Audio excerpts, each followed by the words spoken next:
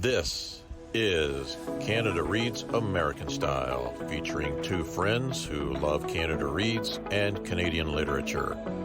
Welcome our host Rebecca from Michigan and Tara from Ontario. Hi everyone, it is Rebecca and Tara, and today we are going to suggest some ideas we have for perhaps some changes they could make to the Canada Reads debates. Now, we want to be clear that we are not suggesting they make any changes because it's not our job. And we do love it. We do love it. Absolutely. But, we have heard people say Mhm. things a little bit here and there, like on the Canada Reads Facebook page or obviously on Bookstagram. And I'm also not suggesting, because I do have more ideas than Tara does, and I am not suggesting like to implement all of my ideas or even any of my ideas. They're simply my ideas. So, Just light suggestions. yes, Yeah. because I agree with you. We absolutely love this competition. In fact, when I was reading or listening to Jolene, Bookworm Adventure Girls wrap up video for Canada Reads, I forgot. Sorry.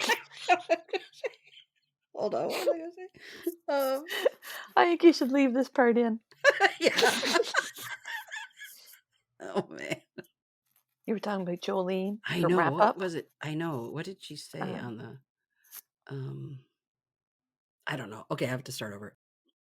God, what did I say before that? Well, anyway, I'll just say this. I know I'll just say that. I'll say, okay, I started talking about Jolene's wrap up video, and now I can't remember my point. So let's just move on from there. Oh, I'm telling you, it's been a long week. oh, So should I start since I have more than yeah, you? go for it. Okay, so I'll start. So the first thing I would like to suggest is that the books are new. Okay. And I would say, because I feel like one of the things I love about Canada Reads is it introduces us to sometimes authors we've not heard of before or small presses. And so I feel like if they're fairly new, then you're introducing us to just new authors we may not know. Yeah. No, I agree. And also because the Canadian literary scene has become much more diverse even in the last 5 years. So we're getting lots of new voices that if you even went back 10, 15 years ago, you weren't available. So I Yeah. agree. So how old though are you thinking? Like a year old within the last 3 years? I'm just curious. I thought about that. I think it would be however Canada Reads wants to define it, because I tried to think of it, and maybe that's why it'll never happen, because I started thinking, like, with the Giller, it's always like the books that have been published within the past year and Yeah. they have dates defined. I Hmm. don't know if that's too rigid for a competition like this. So that's why I say it may be an unrealistic suggestion, but I just like the idea of new authors' voices being on this platform. I think it's Yeah. so exciting. Yeah. I think it's a great point, actually. Okay. Well, then my second part that kind of goes along with this is no past award winners. And I would say like the big awards, like the Giller or something. I know there are some other big prizes, I think, that are quite hefty. I know the Giller's the biggest. And the only reason I say that again is because I feel like the big award winners, they've already, everybody's read them, everybody knows them. They're so popular, and I do like the idea of, maybe think of it this way, maybe something comes along if it's a fairly new book and it gets on Canada Reads and everybody loves it. Maybe it could win the Giller. That would be Hmm. cool. Yeah, That that would it's be a cool. Yeah, that would be a pathway to the Giller Yeah. because we all would have discovered it. Yeah, I agree, and then at the same time, I question how many people actually read the award, but you know what I mean? Like now I don't want to come across as all hoity-toity or something, but I don't know. Although the Giller has gotten much more popular in the last several years, so maybe more people are reading the Giller, like award-winning books, than I think. Okay. I just So yes, I agree, but then a part of me is like, oh, but are we then missing out on some really good books that maybe a large segment of people haven't been introduced to? Yeah, and that's a good point You because, know? if you think about it, like, I haven't read in fact, I went back and looked at how many of the National Book Awards winners I've read, and I won't even say publicly how many because it's an embarrassment. So you're right, that's Hmm. actually a really good point. So maybe that one's not such a great idea. But like in theory, I think it is. Like I hear where you're coming from, Yeah. but then I'm just, yeah. Okay, now I d what's one Yeah. of your ideas? Okay, my big one is to scrap the theme. So not the overall theme of one book for all of Canada to read, Mhm, but the sub theme that they come up with that's different every year. So I've been indifferent to this theme up until this year mhm, because the theme really, well, there's two reasons. One, some of the defenders seem to really get stuck on the theme and seem to vote only based on the theme, even when they may have wanted to vote in a different way. They got stuck on the theme. And I don't know if that's how you choose the book you think everyone should read. And two, Keegan, it slipped that she said that she had chosen her book, Greenwood, before she knew what the theme was. And mhm. I don't think that's cool. That makes no sense to me because it puts certain books at a disadvantage if you've already chosen your book and then you're told the theme. What if you're not every book's going to go with every theme? I don't like that. It annoys me. I agree. It was a shock because Yeah. we had that confirmed sort of through, Bookworm Adventure Girl, Jolene, our friend, and it makes no sense to me. No. I think Canada Reads really needs to fix that one. And Yeah. also, Keegan was also the one who later in the competition said something about due to the mandate. And Yeah. I went, "Mandate? What?" And then I Yeah. thought, "Oh, this sounds so formal." And I'm a rule follower, so I think that she might be as well. So someone like me would get hung up on the theme Hmm. and others might not. And Yeah. so then I'm playing at a disadvantage. So I think they should just scrap that too. I Yeah. totally agree with that idea. Yeah. Because that theme has not been around from the beginning. Like I listened to Canada Reads at the beginning when it first started. I missed it, a chunk of it in the middle when my children were younger, and I realized at that point it was before it was streaming and all that stuff. It was only available on radio at like 10 a.m. And if you weren't there at 10 a.m., then you missed it kind of thing. So Mhm. that's where I have a chunk in the middle that I just missed it kind of thing. And then all of a sudden there's a theme. Yeah. And I just like the one book that all of Canada should read. And then that kind of just encapsulates everything. And then when for each competition, each year we seem there's something going on in our world that Mhm. theme just kind of encapsulates that I think can work for every book. I don't know. Yeah, and I think if you got rid of the theme and you said, "What book should all of Canada read?" I think Hotline would have been really at the top of the list. Yeah. When it came to perspective, then they got into the nuts and bolts of debating that theme sort of haphazardly because it meant more to some people than others. And if you just flat out said, "What book should all of Canada reads?" with the background of immigration being Hmm. such a hot topic in Canada, how could that not have been the one to win? You Yeah. know what I mean? And I will say for everybody, on my Instagram, I did just pin it to my stories, but I did a little graphic. They started themes in 2012, and I've listed all the themes that they've used so far. And so if they had another 10 years prior to that where they didn't use a theme, I don't know. I think it was working pretty well. And now it's time to retire Yeah. the theme idea because it Yeah. annoys most of us, I Yeah. think. I'm over the theme. Over it. Okay. What's your next suggestion, Rebecca? So my next one is, and this is just a picky thing, but Okay, so I don't mind the little videos on the first day when they give us their little videos of the books, but on days 2, 3, and 4, Mm, I don't really wanna see those videos again. I feel like it's kind of a time waste, and we've all seen it, and quite frankly, the most of us watching are fans. We probably read the books, we know already what they are. Now, even for myself, when I watched the first Canada Reads competition and didn't even know what it was and watched it and had not read the books, I even then found those videos annoying because I felt like, "Okay, I get it. I already know what this one's about. Company town, move on," yeah, you yeah, know? yeah, And so it's like, please dump those videos days 2, 3, and 4. yeah. By day 4, by the final day, I was like, "Ugh, Ugh, again?"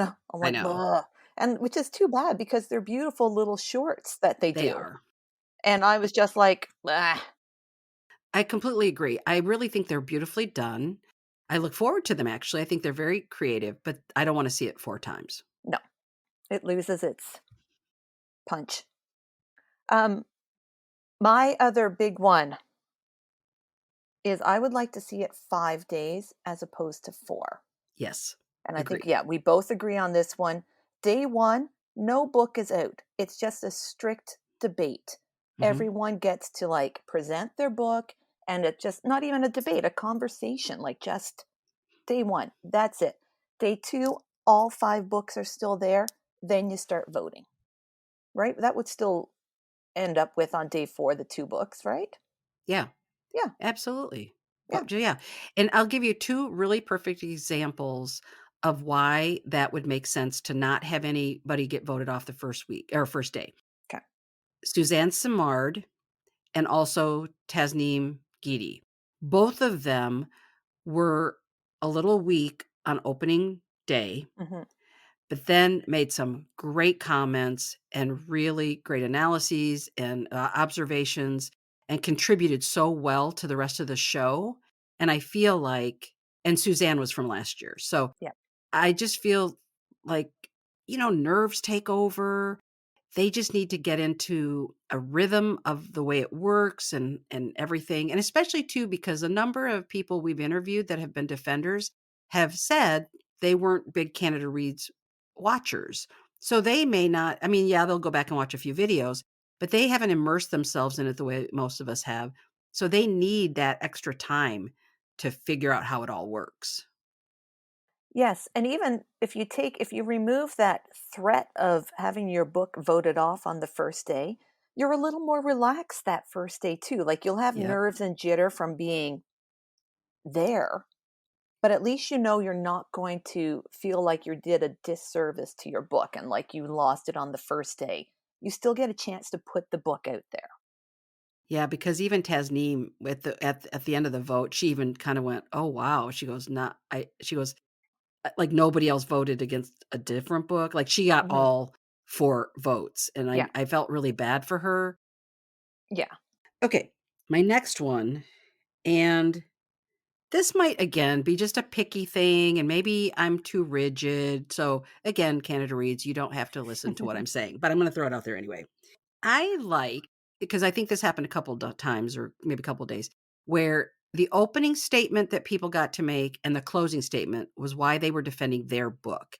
But I think the questions need to be really clear that they don't get to use their book in between those times so that we're hearing more analysis and observation about the other books because I think we did this year have like I think there was some confusion and I think it was Gurdeep who said, "Well, I can I talk about my book or do I have to talk about Mm. another or something?" I can't remember, something like that Yeah. was said.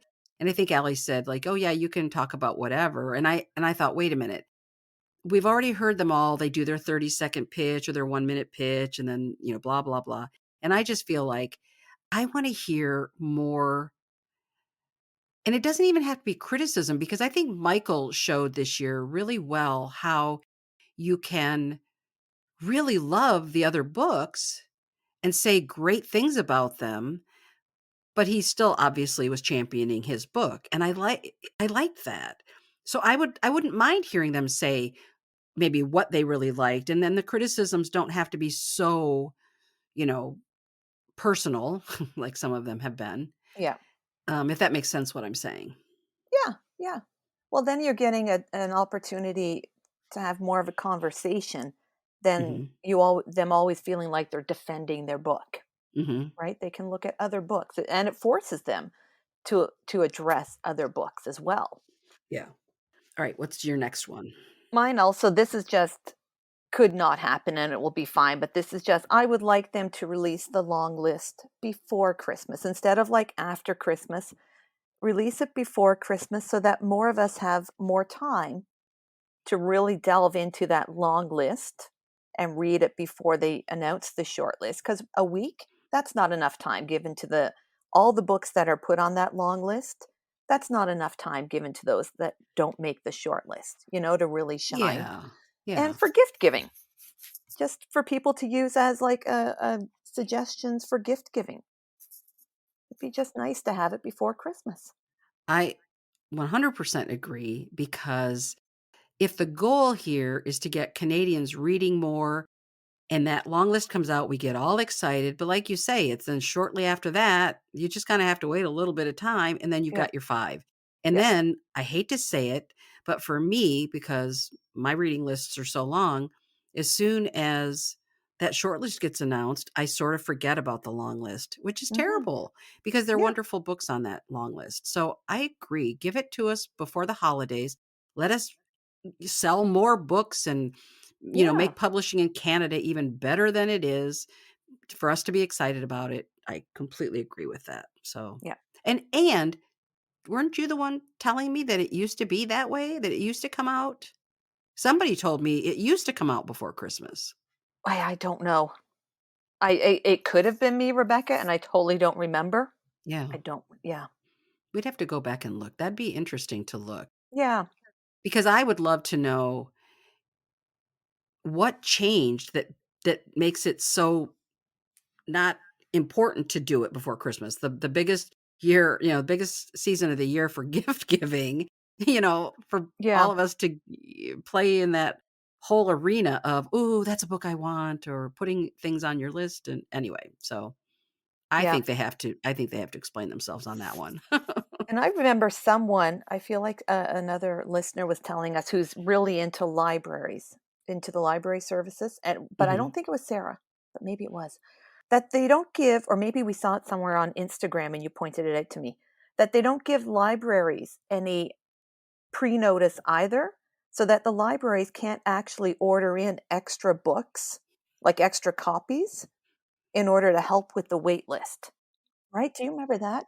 I do remember that, but then do you know, not too long ago, during this season of Canada Reads, somebody Hmm. said that they are like the smaller libraries. I thought they said no, not smaller library. Oh, maybe it was the presses. Well, no, wait a minute. Anyway, I thought they said they're sworn to secrecy and they cannot divulge. And so, Mm. in other words, they do have a heads up. But now I can't remember what that was. So I think we're not really Mm. clear on that. And Okay. we'll be chatting with Allie soon. So Yeah. maybe that's a question we can ask Allie and Yep. see if Put it he on the knows list. the answer to that. Yeah. So I would love to know that. Yeah. Yeah, we're gonna grill them. Yeah. Absolutely. We're gonna give them our list and say, "Okay, your marching orders. Go back to Yeah. CBC Books and tell them this is what we want." No, I'm Yeah. kidding, of course, of No course. more nice readers, Allie. We want answers. Absolutely. I love that. Okay. Now I have 2 more, but this Okay. one is simply because this is what I loved most about this season.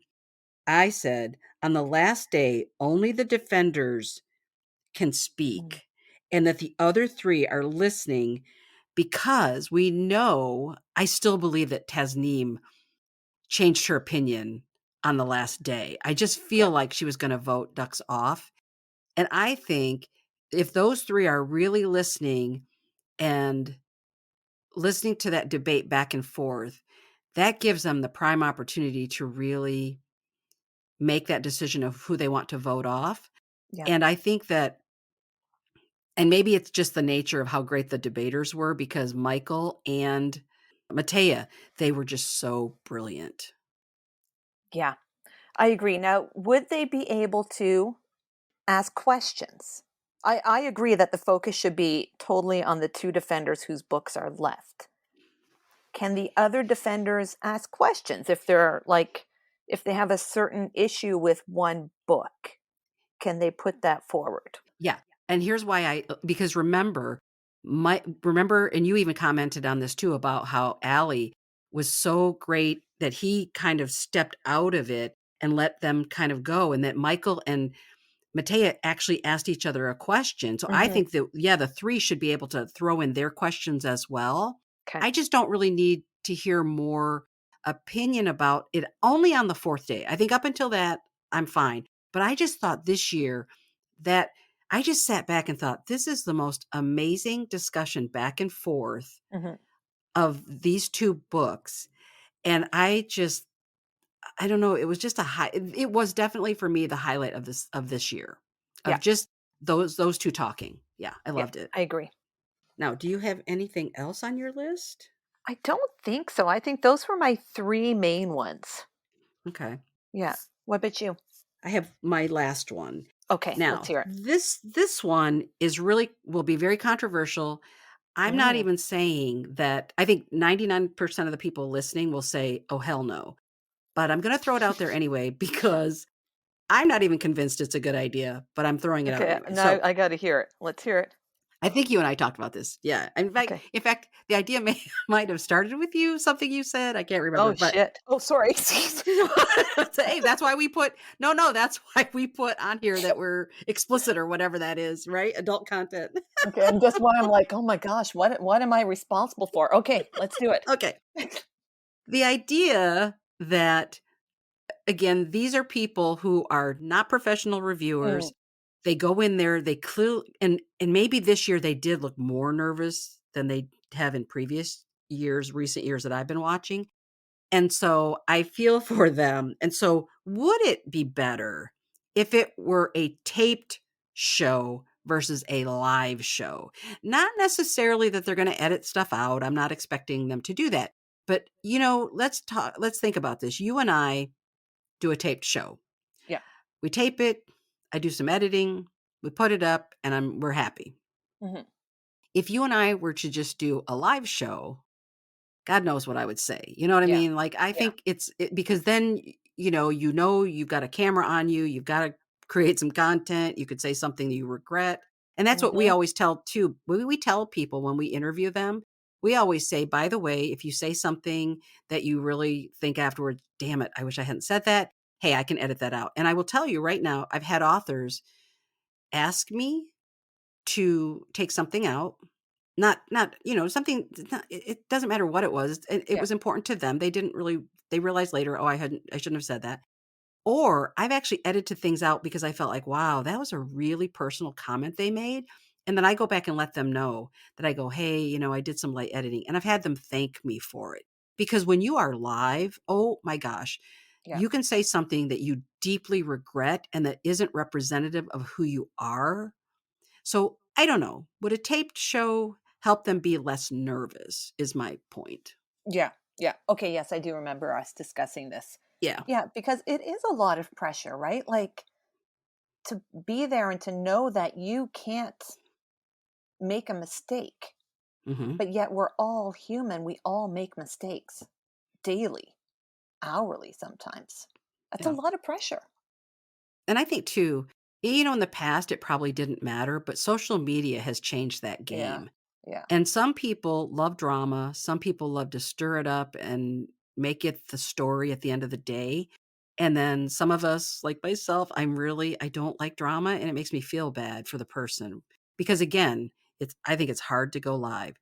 So yeah. So I think that's an option, perhaps. Like Yeah. I said, I don't think it'll ever happen, but No, no, I don't think so either, because I think we're all so invested in it being a live show and seeing that vote as it yeah. happens live, it's a pretty special moment. It Oh yeah, really is. I totally But, agree. yeah, So maybe our point should just be to provide people more grace because how many of us could literally be on that Canada Reads panel with all the stress, having to read 5 books, having to know it inside and out, and having to say things that you can't take back. yeah, I would never, ever, ever, ever do it. So, No. would you? No. I would love to be the person, is it Jess, who gets the votes at the end, goes around and grabs the votes? I would love to be her or them. Yes. That would be an awesome job. No, I couldn't take the pressure. It's too much. Too much. All right. Okay. Well, anyway, everybody, those are our slight suggestions. We offer them respectfully because we love Canada Reads, and we just thought since it's all fresh in our minds now's the time to say it. So, Yeah. Anyway, thank you very much, and we will be back shortly with an interview with Ali Hassan, the host of Canada Reads. I'm really looking forward to that because this will be the first time that we've interviewed him after the competition, Yes. right? Previous years it's been before. Mm-hmm. So this will be really fun. I'm looking forward to this, like a new perspective on the interview process, the questions we have to ask him. I agree. It'll be fun. Yep. Okay. Happy reading. Thank you for joining us on our bookish journey. If you enjoyed this episode, please consider subscribing, rating, and reviewing Canada Reads American Style wherever you listen. You can connect with the podcast and Rebecca on Instagram at Canada Reads American Style and with Tara at On a Branch Reads. Until next time, keep reading.